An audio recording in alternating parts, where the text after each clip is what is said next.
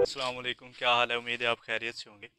आज का जो हमारा टॉपिक है वो है स्ट्रक्चर्स ऑफ द एटमॉस्फेयर या thermal divisions of the atmosphere. हम एटमॉस्फेयर के स्ट्रक्चर को डिस्कस करेंगे बाय थर्मल प्रॉपर्टीज़ या करैक्टरिस्टिक्स के लिहाज से। हम थर्मली लिहाज से एटमॉस्फेयर्स की डिवीजंस करेंगे, उसके स्ट्रक्चर्स की डिवीजंस करेंगे, उसकी एक्सप्लेनेशंस करेंगे। तो चलिए हम अपने टॉपिक की तरफ चलते हैं। उससे पहले आप हमारे चैनल्स मदनी जियोग्राफर्स को सब्सक्राइब कर दें और बेल आइकन के बटन को दबा दें।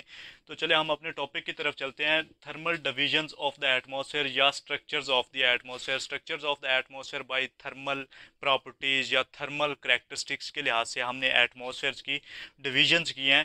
तो सबसे पहले atmosphere according to its temperature vertical pattern of atmosphere consist of layers in which temperature.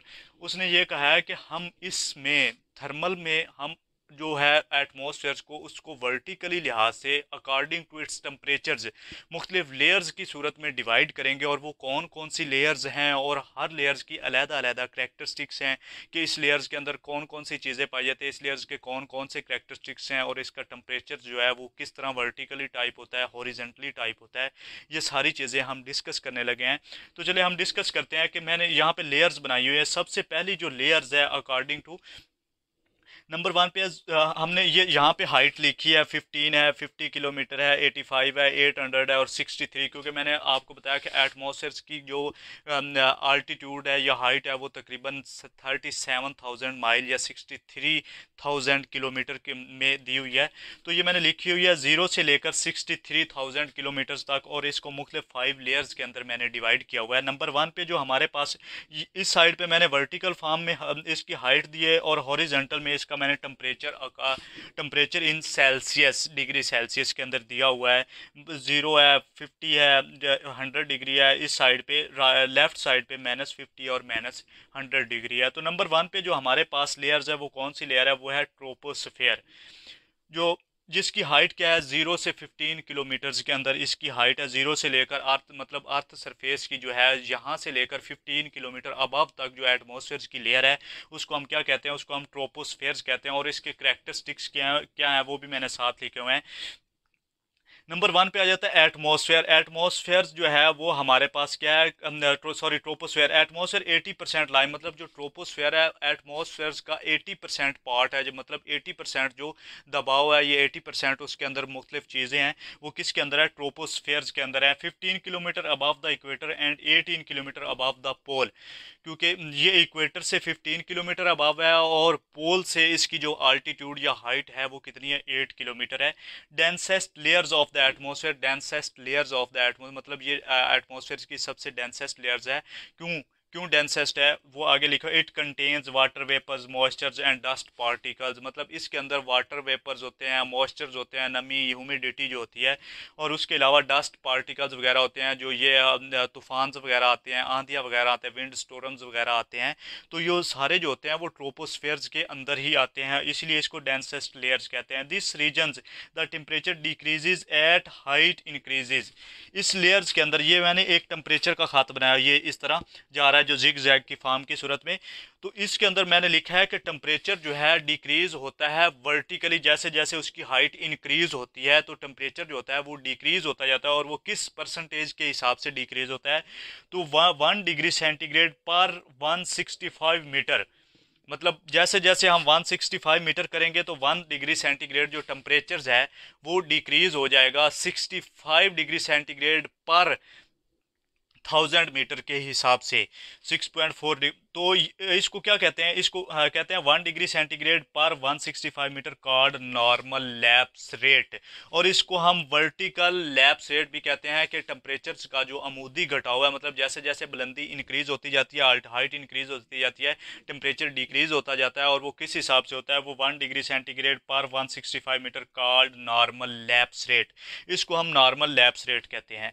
तो दूसरे नंबर पे आ जाता है ट्रोपोपाज। ट्रोपोपाज क्या है, ऐसी लाइन है या ऐसा एरिया है जो ट्रोपोपाज जो लोअर लेयर्स है उसको अपर लेयर से सेपरेट करता है, अलग करता है। वो कौन सा खाता है या कौन सी लाइन है, उस लाइन को हम क्या कहते हैं, उसको हम ट्रोपोपाज कहते हैं। तो ये थी हमारे पास ट्रोपोस्फेयर और ट्रोपोपाज, इसको हमने डिस्कस किया।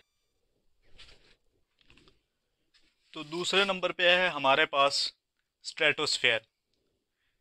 स्ट्रेटोस्फेयर की जो हाइट है वो 15 से लेकर 50 किलोमीटर्स के दरमियान में जो है second layers of the earth surface 50 से लेकर इसकी हाइट 50 किलोमीटर 15 से लेकर 50 किलोमीटर तक है। और इसके अंदर जो करेक्टरिस्टिक्स हैं, free from water vapours clouds and dust particles, ये वाला जो एरिया है ये free from water vapours dust particles वगैरह, क्योंकि वो थोड़ा सा हाइट पे चला जाता है, इसीलिए वहाँ पे डस्ट पार्टिकल या विंड स्टॉर्म्स वगैरह इस तरह की कोई चीज़ नहीं होती। और वहाँ पे जो देखने की समात होती है वो भी बहुत ज़्यादा बढ़ जाती है, क्योंकि वो साफ़ होता है, धुंधला, कोई बादल वगैरह नहीं होते।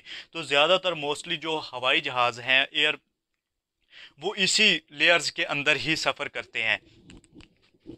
तो रीजन्स ऑफ यूनिफॉर्म टेम्परेचर, मतलब ये देखिए मैंने टेम्परेचर का खात लिया लगा, reasons of the uniform temperature, इसके अंदर जो टेम्परेचर है वो यूनिफॉर्म की शक्ल सूरत में रहता है।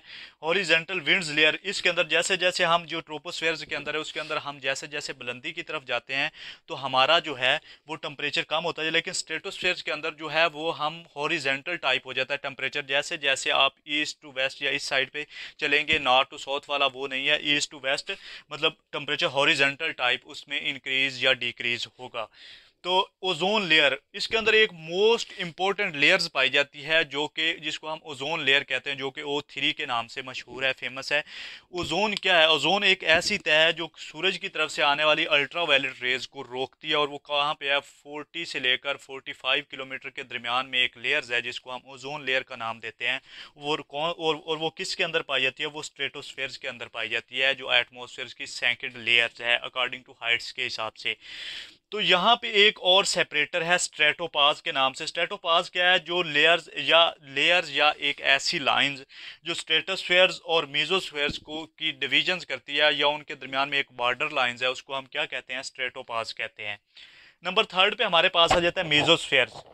मेसोस्फेयर्स में फिर इस तरह होता है कि जैसे जैसे हम बुलंदी की तरफ जाएंगे, टेम्परेचर, ये देखें टेम्परेचर वाला खाता है, कम होता जाएगा। Also known as upper atmospheres, इसकी सारी खसूसियात जो है अकॉर्डिंग टू टेम्परेचर के लिहाज से ट्रोपोस्फेयर से मिलती जुलती हैं, इसको इसलिए हम इसको also known as upper tropospheres भी कहते हैं।